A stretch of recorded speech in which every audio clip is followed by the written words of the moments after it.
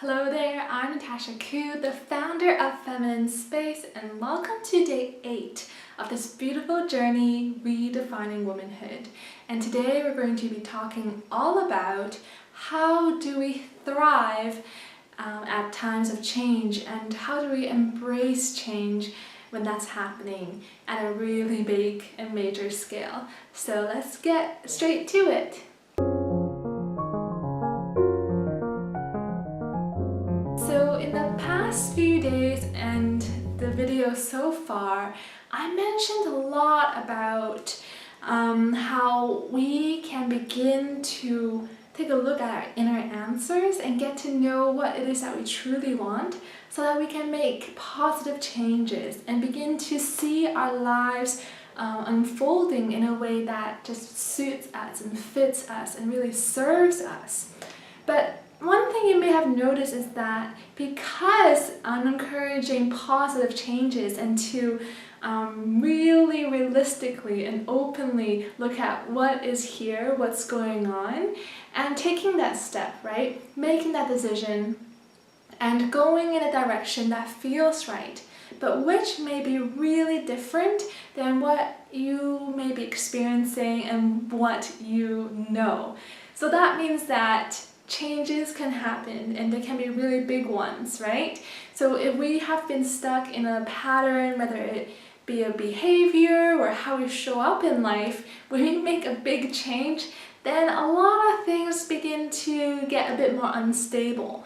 And when things happen like that, especially when life kind of throws a change at us, we can feel really unstable, uncertain, and almost it can be a very intimidating and scary process. So today I want to talk about change and why sometimes it is so hard for us to embrace it, and why is it so difficult for us to accept what is going on. So as I mentioned, especially in the last 2 videos about the patterns we exhibit, especially if we're extra overgiving and losing our boundaries, or maybe we're the one who is kind of like the alpha male type, trying to win, trying to get to the top, trying to prove ourselves.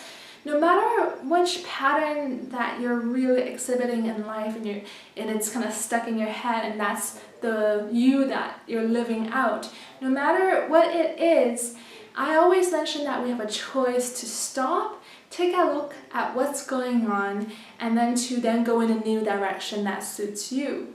So when this is happening at your own pace and at your own time, it can be a little easier, right? Not that, going in a new direction and starting to form new habits, it's always easy, but at least you feel like you're in control and it's your decision. But when life gives you those big major events and you're almost forced to quit your job, find a new one, find a new partner, move to a new place, that type of thing, it can really stir things up, right? So you begin to lose your anchor and you begin to lose what you know. And when the difficulty comes to embrace these changes, one of the main reasons, and it's pretty much the only reason why it's really so hard, is because we grab and try to hold on to the old reality, right? So imagine if, I invited you right now to go to somewhere nice, or if I kind of treated you to a movie right now or to a new adventure, you would be happy, you would be open to that.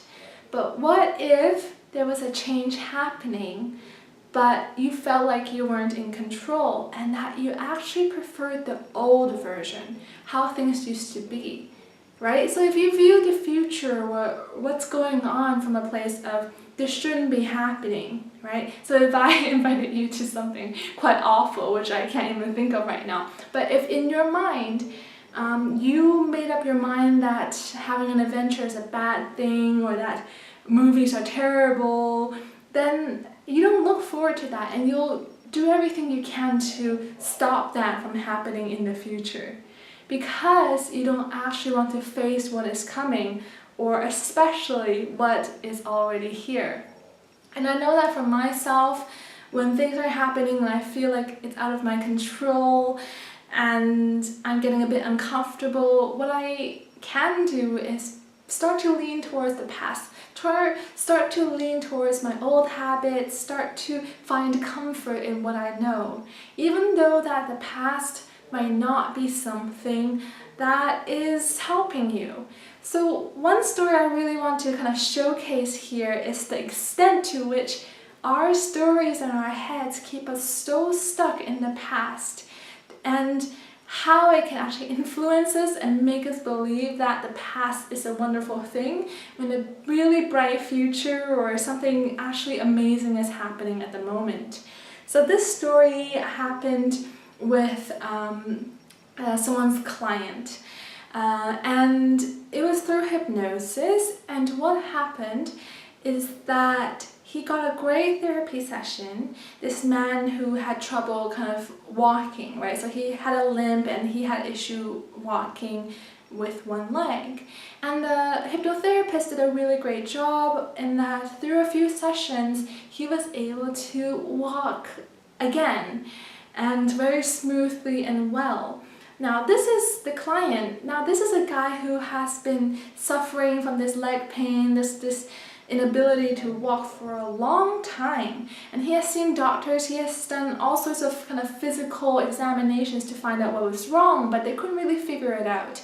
But thank God, due to hypnosis and the sessions that he had, he was able to walk again. So when he went home, the girlfriend was really overjoyed, and what ended up happening is that he started to get more and more responsibilities at home. Where before he was really treated as someone with a disability and he didn't need to take out the garbage or help around in the house, now that he had more freedom and he was stronger, he was invited by his girlfriend to do more tasks around the house and to help out. The thing is, he actually didn't want to help, right?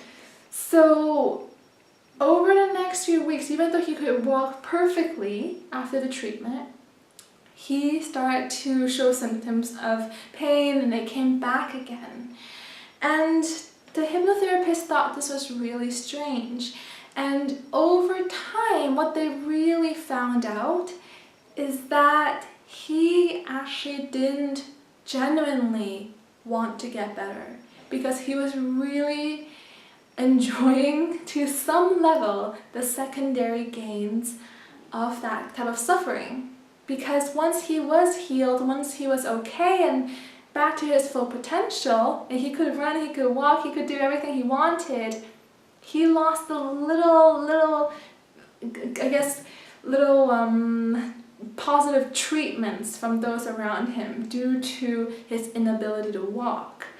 But what his mind really missed was the huge opportunity that he had now to actually explore and to, be physical and go climb a mountain, go on a hike, take a walk, without struggling. He missed that advantage. But what he did miss and saw that his life was suffering even more than before was that his tiny secondary gains of of now needing to help out around the house, now that was taken away from him. But he missed the big positive influence that was now in his life, right? The new opportunities that he had.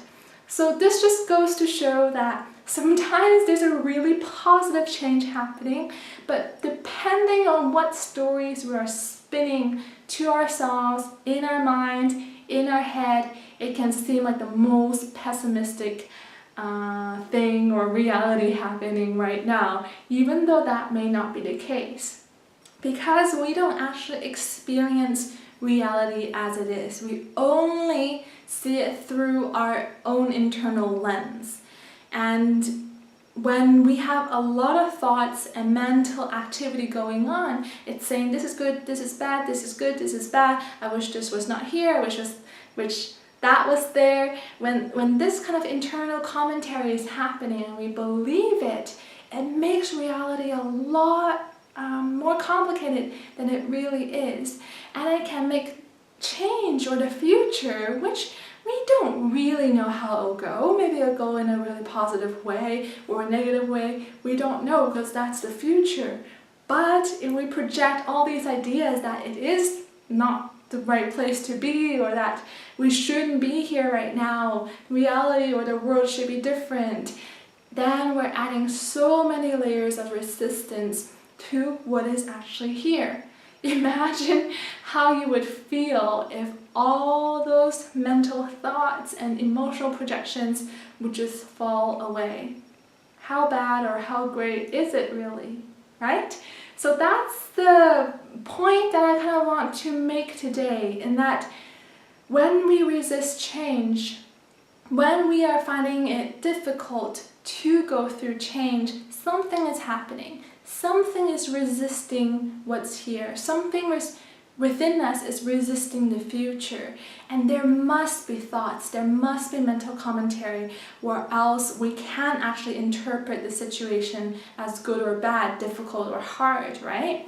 So this is something, once we open up our minds to it and we're actually able to see it for what it is, it just cuts through everything, because we're then able to see through the illusions, the realities that are being generated, and we're able to sit back kind of into our true self, into this inner seat that actually feels and has a sense from the gut what is happening, versus the very defensive, oh, stop all operation type of mode that's going on in the outside, because we feel like we don't know what's going on, therefore it must be bad, or we're believing a story and therefore things aren't quite right.